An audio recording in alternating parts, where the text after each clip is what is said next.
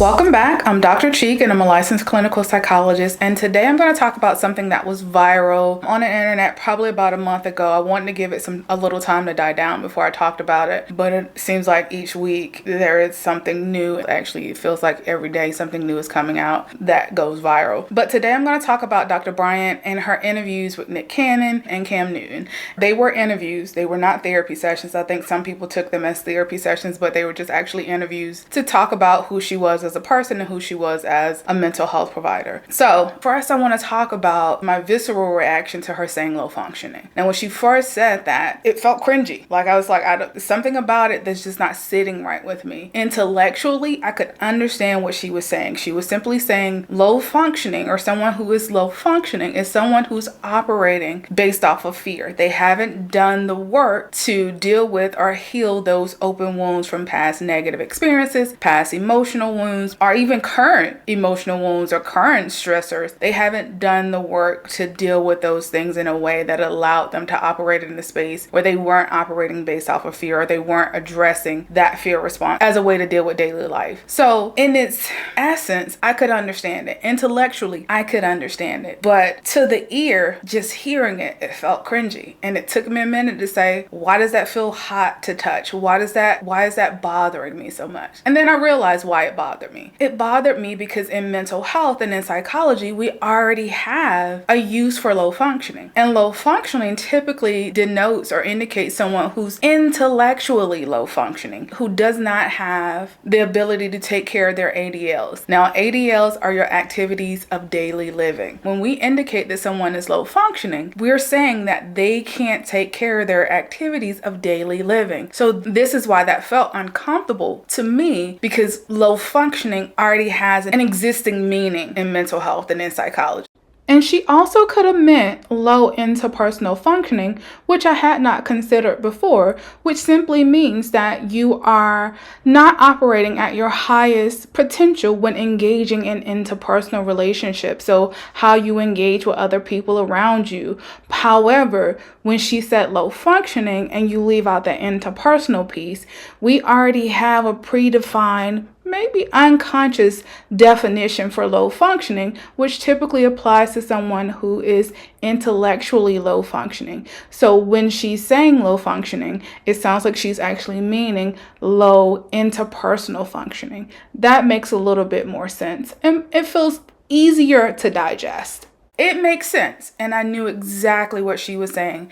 And for me, her definition of low functioning just simply means unhealed. You haven't done the work to address past issues. That's simply what low functioning means in my understanding of her definition. It just simply means unhealed. So for the remainder of this video, I'm going to refer to unhealed as opposed to low functioning. So my first thing to address that Cam Newton and Nick Cannon videos is I have one question for both of them. And the one question for Nick Cannon came out of his interview, because the one thing that stood out in his interview, that stood out like a glaring red light, was he made the statement that I'm comfortable in my abandonment. And that's a contradiction in and of itself. And it sounds like he's doing some of the work, and he's done some work in the past to actually address his concerns with abandonment, but his statement felt like he still has some things to do around that, because rarely are you going to be comfortable feeling abandoned. And my question for him is this: are you creating these children? Are you procreating at the rate that you're procreating to address that fear of abandonment? You yourself being a child who was taken care of not by their parents, and that tends to feel like abandonment to children. My parents didn't care for me, someone else did, so I feel abandoned by my parents. You know firsthand that regardless of what your parents do, what they've done, if they've left, if they haven't cared for you, you long for that interaction. You long for that connection. So you know, as a child who did not have their parents, what it feels like to long or want that connection to your parents. So are you creating these children because they will always long for a connection with you, even though they have a connection with you? This addresses your own fear, because you know that regardless of what you do do in life, regardless of who your partner is, there will always be someone, meaning your children, who want to be around you, who's not going to abandon you. So are you creating these children as a way to address your fear of abandonment, because you know that these are the individuals in your life who will most likely never abandon you? I've seen children in some of the worst dynamics with their parents still want to have a connection with that parent, still want to continue to be around that parent. So my question for Nick Cannon is, are you creating these children so you never have to feel abandoned again? That doesn't mean you're not a good father. That doesn't mean that you're not caring for your children. I'm addressing your need to recreate these living human beings that seems to be addressing your fear of abandonment by saying, I know my children will always want to have a relationship with me. So that's my question for Nick Cannon. Are you creating lives so you never have to feel like you have to fear possibly being abandoned one day? That's one. Now, my question for Cam Newton, and Cam Newton strikes me as someone who's been in therapy a lot, or who's learned how to speak, who's been therapized. And what I mean by that is somebody who's been in therapy, they can regurgitate what they've learned to intellectualize their feelings and what their experiences are, but they don't allow themselves to feel it. They detach from their actual feelings, and they're able to talk about it in a very educated or intellectual way. And this is sometimes another way that we dissociate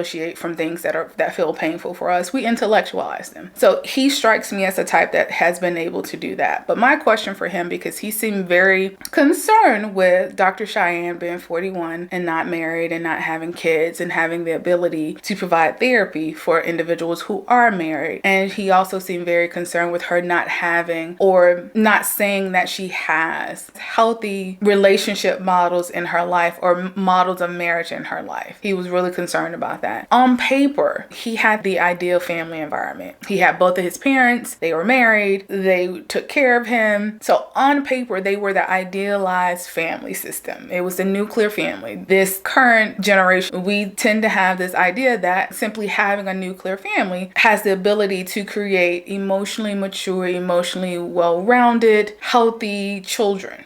That may not always be the case, and we can talk about that in a different video, but on paper, Cam Newton has the ideal family system. So my question is, you have a model of marriage. You seemingly have a healthy model of marriage. Why do you choose not to be married? You say it's because of your fear of divorce, and my rebuttal to that is, if you fear divorce and you've had models of marriage, of a healthy marriage, then you should know or have a network, a support network that allows you to continue to maintain a marriage. So divorce has the potential to be less of a concern for you. And if it is your fear of divorce, what do you fear about divorce? Do you fear that wherever you reside, it's a court system that's historically favored women? So are you afraid of losing your assets? Are you afraid of having to share responsibilities? It's not that you're afraid of having to share custody of your children, because it sounds like that's something you're already doing, because from what you're saying, you yourself are saying, you all don't live in the same household. So you are already in like a custody situation with the majority of your children. So what is the fear? Even what is the fear of divorce? You have the ideal model. So what did your models show you about marriage that has you fearing marriage? Because it sounds like you've been around healthy marriage models. You've been around relationship models. You understand the role that they play in helping you maintain your own relationship. Why do you fear marriage? I have a hard time believing that it's divorce, because there are aspects of your life that already resembles a traditional divorce. So what did your marriage models show you that you are truly afraid of? So these are my questions that I have for Nick Cannon and for Cam Newton. And these are the questions that we typically ask in a therapy session. We're trying to get down to the root that's driving how you're behaving. And when you're behaving in a way that's counter to what you're trying to achieve in life. And for both of them, it seems to be counter to what they're trying to achieve, which in most cases is a family system. And yes, there is no one way of making a family. In this modern day, your family can look like whatever it looks like, as long as you're making the effort to put in time and make time for your children. Whatever that family dynamic looks like is what works for you. So your family does not have to be that traditional family in order for it to work. But if that family system is what you're trying to achieve, what's keeping you from doing that? What is that unhealed place that's having you behave in a way that's counter to what you're truly trying to achieve? And let's not make the assumption that everyone wants to heal. Not everybody wants to heal. Being a healed person is not always easy. And there are a lot of reasons why people don't want to go through this process to heal. First off, it's typically hard. Going through or dealing with past negative experiences opens up emotions that you've avoided or haven't dealt with in a really long time. And most people fear not being able to manage or not being able to handle those emotions, losing control, or once that box is open, not being able to close it. And the goal is to open the box, take those things out, and deal with them in a way that you don't have to have a box anymore. That they can be present in your life and they don't uproot or cause that same level of emotional disturbance. That's what therapy does. But not everybody is ready for that process. Not everybody is able to engage in that process. Another one is the unhealed version of themselves is their own identity. That is who they see themselves as. So if you take this unhealed version of who I am and rework it or make some changes, then who am I? I lose myself. And lastly, which may be a little bit controversial, is some people like engaging or behaving in toxic ways. People are okay with that version of themselves. People are okay with engaging in toxic behaviors. People are not always ready to take accountability and ownership of their behaviors. And they thrive in that toxicity. So those are just some of the reasons that people may not want to heal or go through this therapy or healing process. And stop believing that everybody wants to be healed, that everybody wants to be whole. And stop expecting that from everyone as well. And lastly, what Nick Cannon and Cam Newton had a hard time wrapping their heads around, I don't know if it was because of the word low functioning or the idea of them being unhealed, but they had a hard time wrapping their heads around being successful and not being healed. I want to believe that's because she was saying low functioning, and it's hard to believe that somebody who's low functioning can be successful. And in most cases, people who are truly low functioning in the mental health sense of the word, which means you can't take care of your activities of daily living, then chances are you're not as successful as either one of those individuals. But if it's because they're unhealed, any individual can have 4 medical degrees, 3 PhDs, 1,400 certificates, have a 7-figure salary, be the most creative individuals you will ever want to meet, and still be unhealed. That's because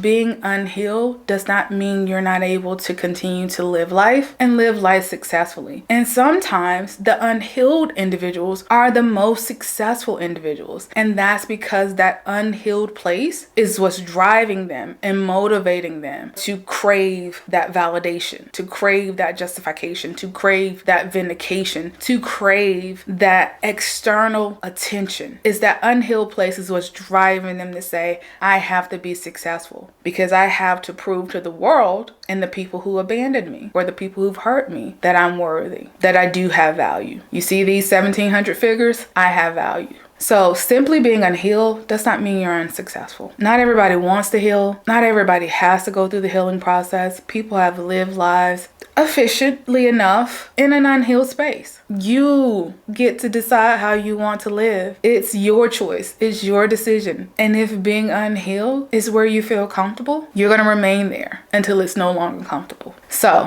what I hope you take from this video is this. Being called low functioning feels cringy to most people, even to the ear of another psychologist. I knew exactly what she meant, and what she said was valuable. Yes, there are people operating from an unhealed space that allows them to engage in behaviors that is more likely coming from a place of fear as opposed to a healed place of wanting to grow. And at the same time, we have to understand that not everybody wants to be healed. We can't expect everybody to want to operate from a healed space for whatever reason. And you get to decide when you are uncomfortable enough in that unhealed space that you want your life to be different. Can you be successful and be unhealed? Yeah, there are a lot of unhealed successful people. But does that mean you're living your life to the fullest or even in the way that you're wanting to live it? Now, as always, please feel free to jot down any questions or concerns that you have below. I thank you for taking the time to listen, and I'll be seeing you again very soon. Thank you.